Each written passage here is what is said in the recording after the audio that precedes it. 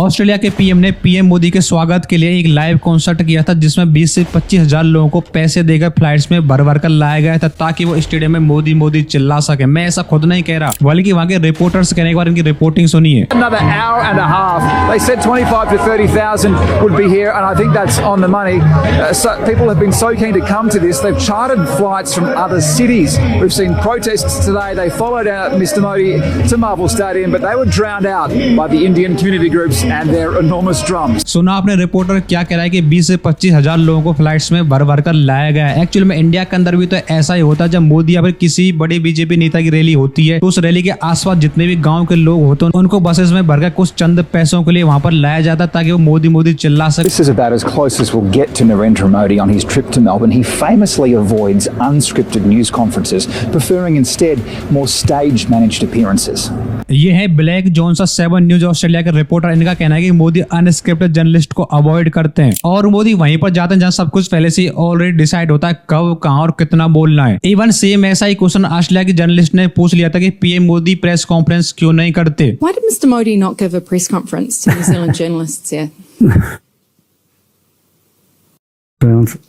इस क्वेश्चन का जवाब जो हमारे विदेश सचिव ने दिया है ना, आपको वो जवाब सुनकर रियलिटी में शर्म आ जाएगी। वो मैं आपको अभी आगे बताऊंगा। एक्चुअली मुझे समझ नहीं आ रही कि फॉरेन कंट्री के जितने भी जर्नलिस्ट हैं उनको अचानक क्या हो गया है। वो सारे के सारे लोग पीएम मोदी की प्रेस कॉन्फ्रेंस कराने के पीछे क्यों पड़ चुके हैं। शायद आपको याद होगा ऑलमोस्ट एक मंथ पहले नॉर्वे की जर्नलिस्ट ने पीएम मोदी से पूछ लिया था कि पीएम मोदी आप हमारे सवालों का जवाब क्यों नहीं देते। Prime Minister Modi, why don't you take some questions from the freest press in the world?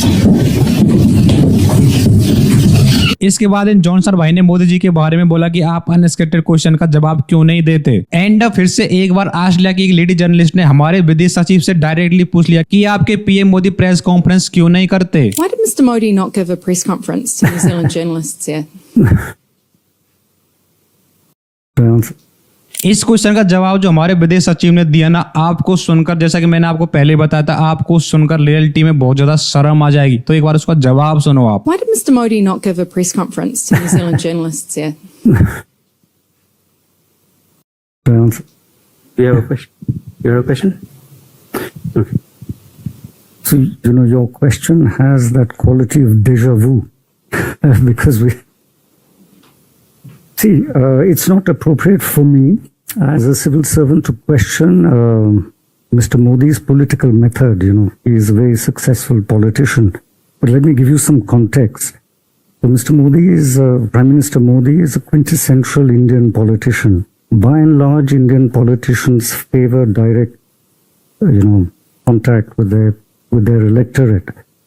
And you must remember that the Indian electorate are predominantly rural folk.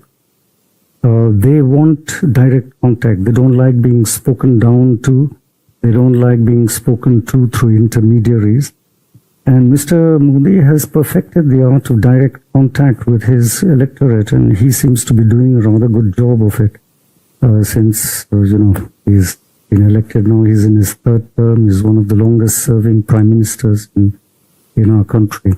Actually में पहले तो इन भाई साहब को बिल्कुल भी समझ नहीं आया कि इस क्वेश्चन का जवाब क्या देना। ये तो out of syllabus question type हो गया। एंड फिर इन्होंने हिम्मत जुटाई और बोला कि मोदी जी प्रेस कॉन्फ्रेंस इसलिए नहीं करते क्योंकि इंडिया के अधिकतर लोग गांव में रहते हैं और वहां पर प्रेस कॉन्फ्रेंस वगैरह को लोग समझते नहीं है, इसलिए पीएम मोदी प्रेस कॉन्फ्रेंस नहीं करते, डायरेक्टली गाँव के लोगों के पास जाते और उनसे फेस टू फेस 1 to 1 बात करते हैं। आई थिंक आज आपको पता चल गया होगा prime minister Modi press conference क्यों नहीं करते, क्योंकि इसमें हमारी गलती है। हमारी वजह से prime minister Modi press conference नहीं कर पाते क्योंकि हम लोग अनपढ़ गांव में रहते हैं, उनकी प्रेस कॉन्फ्रेंस को समझ नहीं पाते क्या सवाल जवाब हो रहा है, इसलिए प्रेस कॉन्फ्रेंस मोदी जी नहीं करते। समझे ना आप। एंड अब बात करते हैं हम सोनम वांगचुक की, जो कि 15 दिन से हंगर स्ट्राइक पर बैठे हुए हैं जंतर मंतर पर। हंगर स्ट्राइक के 15वें दिन जब सोनम वांगचुक को चेकअप किया जाता है तब उनकी वीडियो वायरल होती है। एक बार आप इस वीडियो को जरा देखो। इस गंभीर शारीरिक संकट के बीच सोनम वांगचुक ने खुद जो बात कही वो उनके फौलादी इरादों को दर्शाती है। वांगचुक का कहना है कि इतने लंबे अनशन की वजह से उनके शरीर का फैट तो पूरी तरह खत्म ही हो चुका है। अच्छे से जरा ऑब्जर्व करो कि सोनम वांगचुक की हालत